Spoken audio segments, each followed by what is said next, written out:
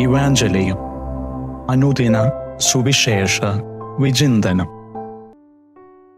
യേശുക്രിസ്തുവിലേറ്റം സ്നേഹം നിറഞ്ഞവരെ, വിശുദ്ധ മത്തായി എഴുതിയ സുവിശേഷം 7-ാം അധ്യായം 21 മുതൽ 29 വരെയുള്ള വചനങ്ങളാണ് നാം ഇന്ന് ധ്യാനിക്കുന്നത്.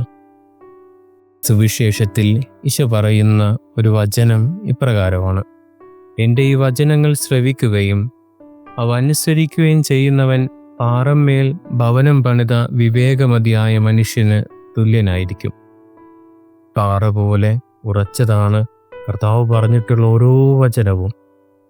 ഈ ദൈവവചനമാകുന്ന പാറമേൽ അടിസ്ഥാനമിട്ടതാണ് നമ്മുടെ ജീവിതമെങ്കിൽ ഒരു പ്രതിസന്ധിക്കും നമ്മെ ദൈവത്തിൽ നിന്നോ ദൈവവിശ്വാസത്തിൽ നിന്നോ വീഴ്ത്താനാവില്ല, അകറ്റാനുമാകില്ല. എന്നാൽ മണൽപ്പുറമാകുന്ന വികാരങ്ങൾക്ക് മേലാണ് നമ്മുടെ ജീവിതം പണിയപ്പെട്ടതെങ്കിൽ പ്രതിസന്ധികൾ വരുമ്പോൾ, വേദനകൾ വരുമ്പോൾ, രോഗങ്ങൾ വരുമ്പോൾ, ജീവിതത്തിൽ പലതരത്തിലുള്ള കഷ്ടതകൾ വരുമ്പോൾ നാം വീണുപോകും.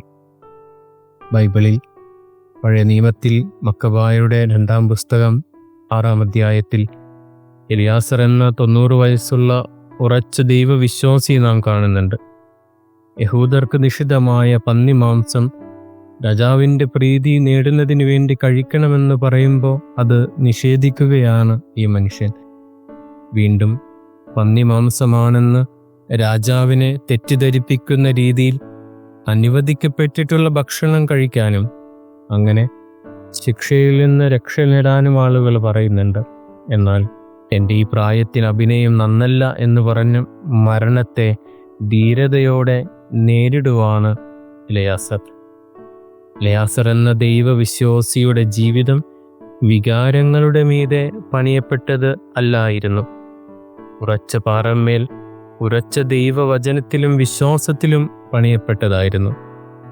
പ്രിയമുള്ളവരെ, അവിടെയും ജീവിതം വികാരങ്ങളിൽ നിന്നും ദൈവവചനത്തിന്മേൽ അടിസ്ഥാനമിട്ടതായിരിക്കട്ടെ. അങ്ങനെയെങ്കിൽ പ്രതിസന്ധികളിൽ നാം വീണുപോകില്ല.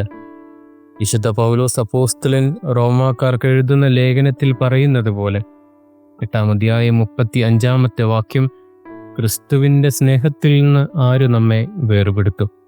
ക്ലേശമോ, ദുരിതമോ, പീഡനമോ, പട്ടിണിയോ, നഗ്നതയോ, ആപത്തോ, വാളോ? നമ്മുടെ പ്രാർത്ഥനകളും നമ്മുടെ ആരാധനകളും വികാരങ്ങളിൽ മാത്രം പെട്ടുപോകുന്ന അധര വ്യായാമങ്ങളായി മാറിപ്പോവാതെ അടിയുറച്ച വിശ്വാസവും വചനമാകുന്ന പാറമേൽ പണിയപ്പെട്ടതായും മാറുന്നതിനായി പ്രാർത്ഥിക്കാം.